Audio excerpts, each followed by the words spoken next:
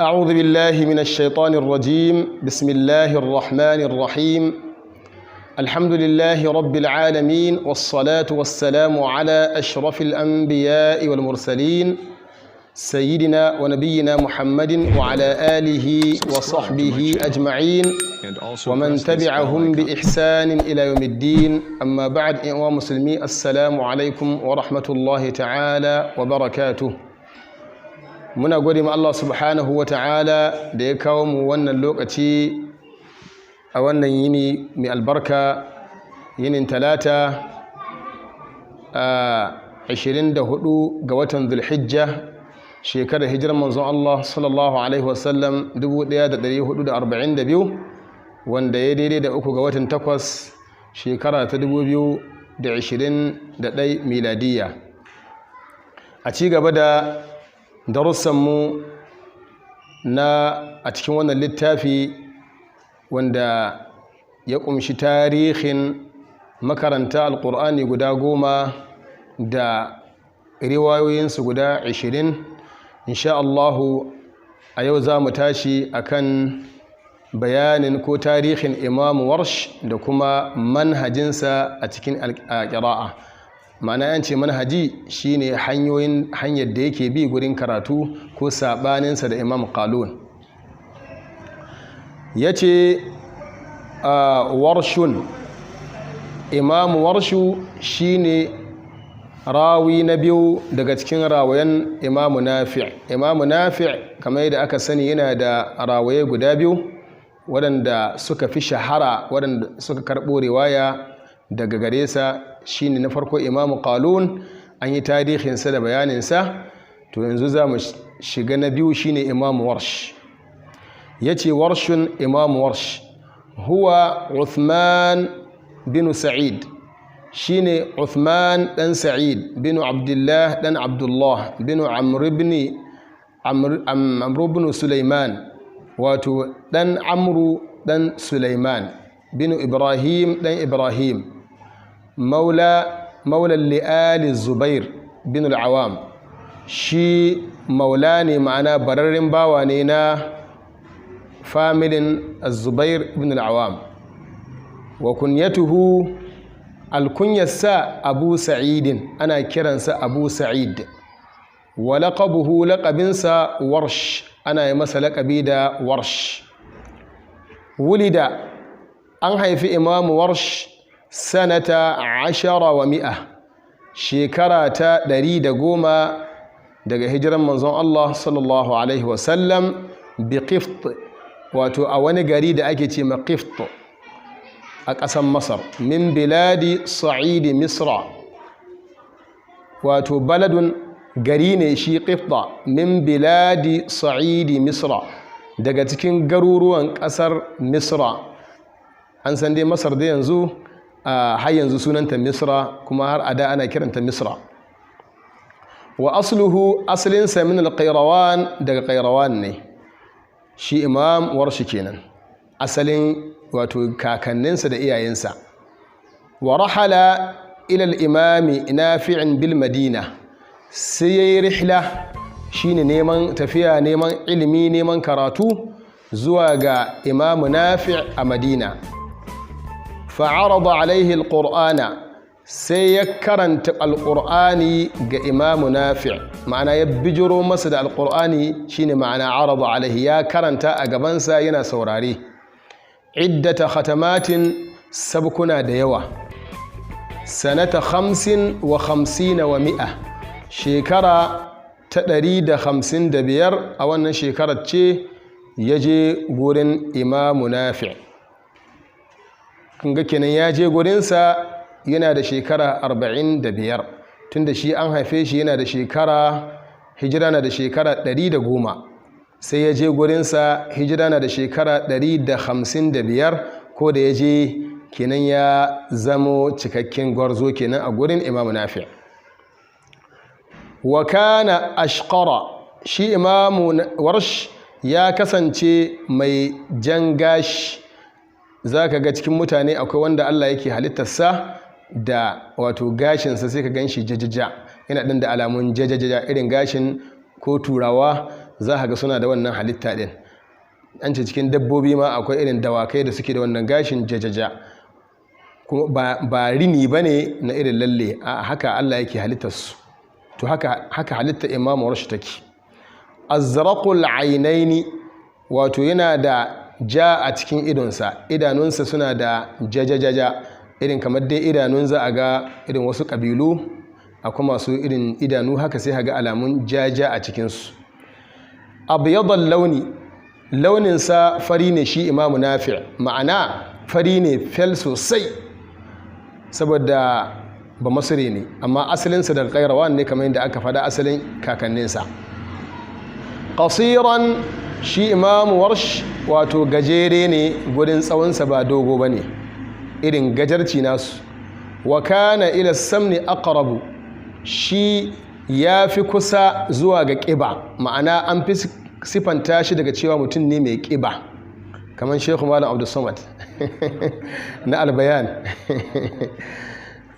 Na'am, yace na'am, aqrabu ila nahafa, ya fi kusa a ce mai ƙiba fiye da a ce mai ramamme, ma'ana bai da rama. Qila, an ce inna Nafi'an, Imamu Nafi' laqabahu bil Warashan, shi yayi mashi laƙabi da wannan suna na cewa Warashan, bi fathil wawi, ayma wawun fatha a ce Warashan, warra da ra Warashan. Yace ta'irun yushbihul hamama, wani tsuntsu ne wanda yake kama da tantabara, shi ita wato Warashana kenan. Li khiffati harakatihi, saboda shi wato Imamu na Warshu yana da kiza shine khiffatul haraka, tare da cewa yana da jiki amma baya da kasala, da ya an ake shi guri nan take zai je ya dawo, wurin sha'aninsa baya da kasala. Akai cikin mutane za ka ga wani gashi da nauyin jiki da kiba amma baya jin nauyin jikinsa, za ka gansa kiza ya je ya harkokinsa ba tare da wato jinkiri ba. Akwai wanda kuma za ka gashi ramammen ne amma kuma baya da kuzari, gida saboda rashin lafiya ko rashin karfi ko rashin cin abinci wato mai karfi, halitta dai ce. Wa kana ala qasrihi, wato wa kana ya kasance ala qasrihi, akan zamowansa qasir, ma'ana gajere. Yalbasu thiyaban qisaran, to kuma yana sanya tufafi gajeru kuma again, ma'ana tare da cewa gashi gajere kuma sai ya sanya tufafi irin na Masarawa, ma'ana gajeru ba irin jallabiya dogaye ba. Fa idza masha, idan yayi tafiya, badat rijlahu, sai kafafunsa suna bayyana, saboda gwandonsa ma'ana irin a ce kaman gajeri ne bai sabko sosai ba, to sai zan kafafunsa na bayyana kuma gashi fari. Wa kana Nafi', Imamu Nafi' ya ƙulu, sai yana ce da shi, hati ya Warashan, ya Warashan, kawo abun, ma'ana in zai aike shi in ya dawo sai ce hat, zo kawo wannan abun. To sai na ce mishi ya Warashan, ya kai wannan mai kama da wannan tsuntsun da ake kira Warashana. Iqra ya Warashan, ya kai Warashan, ikaratu, ma'ana in zai ce ya karatu sai ya kira shi da wannan laƙabi. Ainal Warashan, in zai tambaya sai ce ina Warashan, har aka san shi da wannan. Thumma khuffifa, sai aka sauƙaƙe kalma ɗin, faƙila sai aka ce Warsh, mai kuma a ce Warashan, sai aka dinga cewa Warsh, kamar irin yadda ake wato rage sunaye. Za ka ga ko munan sai ga da yawa akwai sunaye, sai ana rarrage su saboda yawansu. Irin ga sunan dai, irin za ka ga wani hatta Abdulrahman ko Abdul, sai a ce Abdul, yawa sai ga ana rage suna dai, ma'ana ana ɗan kwatin ɗin shi. In Aisha ce sai a ce A'i shi kenan, yawa kaga maimakon a ce Aisha sai a ce A'i shi kenan. To su ma suna Larabawa suna da wannan, sai a rage wannan sunaye, kamar sayyidatun Aisha an ce akan kira ta wataran Aish, to irin wannan maimakon a ce Aisha to sai a ce Aish, muku sai mu ce A'i kawai, sai a ban mashinun din. To shi ma sai ya ce maimakon Warashan to sai a ce Warshu, sai aka sauwaƙe ita kalma ɗin.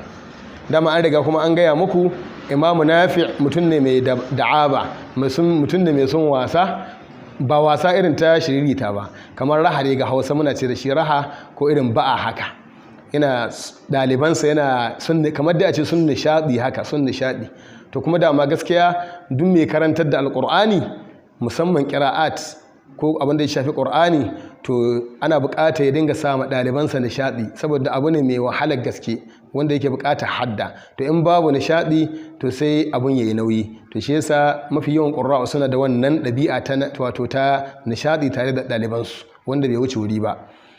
To kuma in malamin ka ya sama wani laƙabi kada ka damu, dan baya sama laƙabi na banza, shine wato su laƙabba marasa ma'ana ko kuma wato na zambo ko kuma masu muni.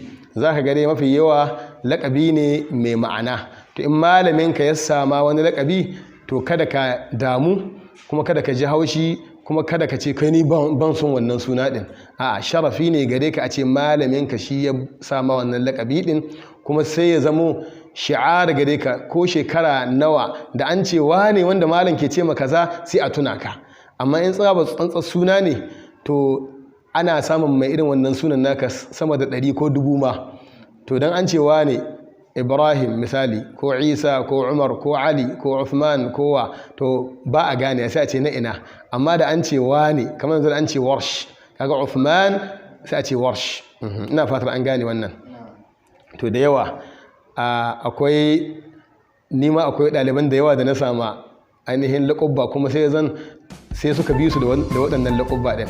Yanzu akwai Jazari wanda ake ce ma abin nan Suleiman Jazari, Abuja yake. To in baka ce Jazari ba a ganewa ma yanzu. To ni na sami wannan suna ɗin.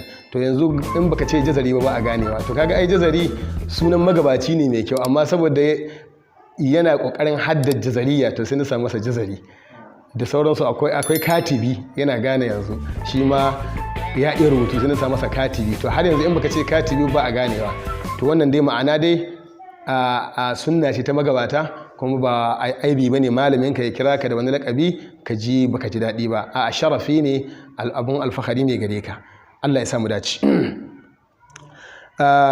Yace waqila, waɗansu suka ce innal warsha, cewa warsh shay'un wani abu ne yusna'u min al-laban, ana yin sa da laban shine nono. Luqiba bihi, sai aka yi ma Imam Warsh wannan laƙabi da shi li bayadihi, saboda farin wannan abun. To sai an kai Imam Warsh laƙabi da wannan abun da ake yi da nono, saboda shi ma yana da fari sosai. Wa hadha al-laqabu, wannan laƙabi lazimahu, ya lazimci Imam Warsh hatta sara la yu'rafu illa bih, har sai da ya zan ba a saninsa sai da shi. Ma'ana sai an ce Warsh ake ganewa. Kamar yanzu Malam Khamis, akwai wani ɗalibi na Malam Khamis, in baka ce ciyaman ba shi ma ba a ganewa, sai ka ce Khamis ciyaman, shi ma saboda musaffa sai aka sa masa wannan suna ɗin, shine jagoranta.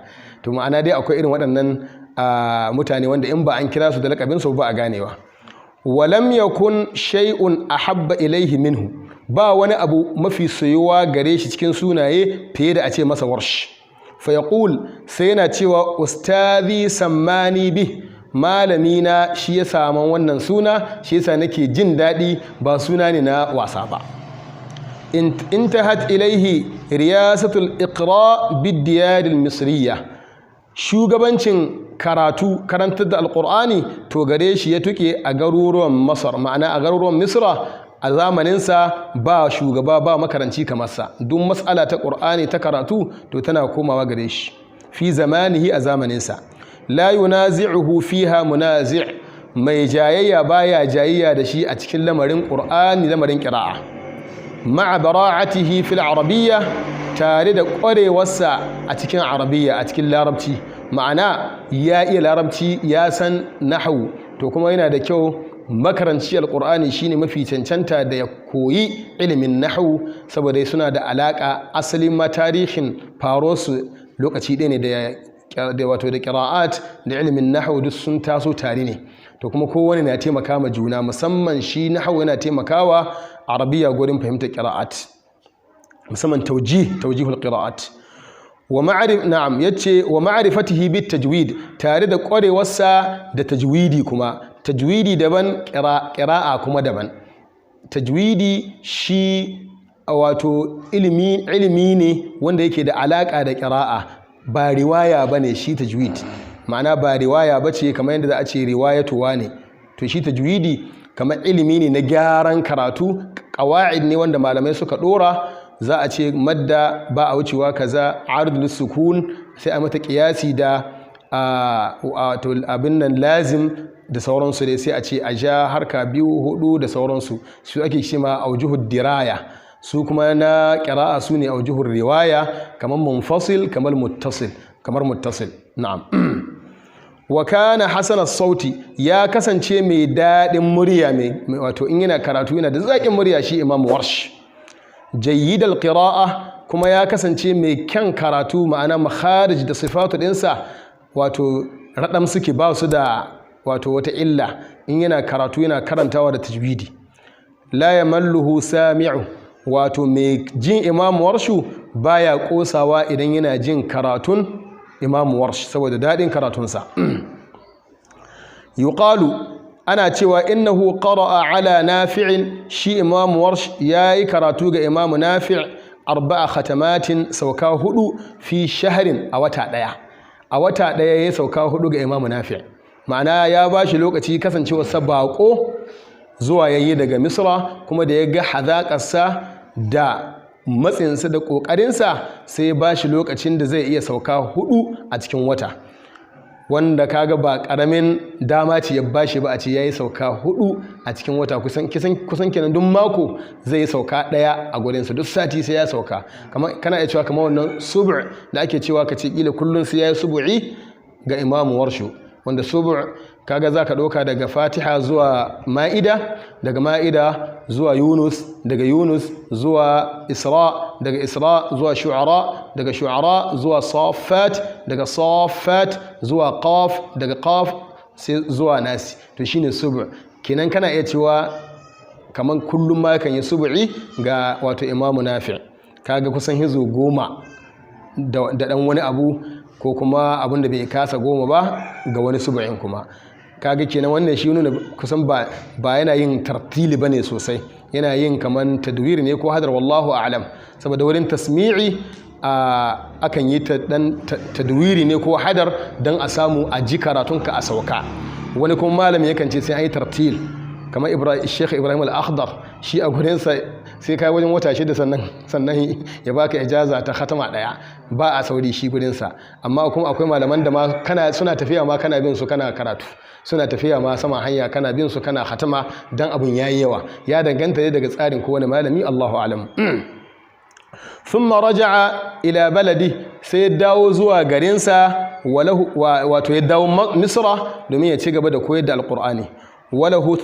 walahu ikhtiyarun, yana da zaɓi, khalafa fihi shaykhahu Nafi'an, wanda ya saba ma shaykhinsa Imam Nafi' a wasu gurare, wato kamar yanda ake kawo irin wurin mahyaya an ce ikhtiyarin Imam Warsh ne, dan Imam Qalunu mahyay yake karantawa da daure ya'un, amma shi Imam Warsh sai ya ƙara cikin ikhtiyarin sai yana da fataha sai ya karanta mahyaya.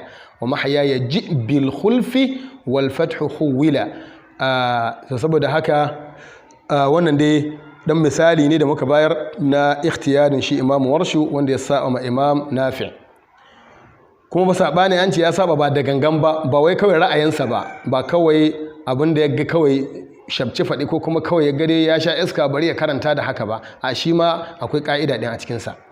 Wato wufiya Warsh, Imam Warsh ya rasu, an karɓi ransa bi Misra, a garin Misra, fi ayyamil Ma'mun, a shekarun mulkin Imam al-Ma'mun, sanata 97 wa 100, shekara ta 197 ga hijiran manzon Allah sallallahu alaihi wasallam. An 87 sana, ya rayu shekara 87 a duniya. Wannan shine tarihin Imam Warsh a takaice. A darasi na gaba insha Allahu za mu shiga manhajin Imam Nafi'u, ƙa'idodinsa na karatu al-Qur'ani. Wassalamu alaikum wa rahmatullahi ta'ala wa barakatuh.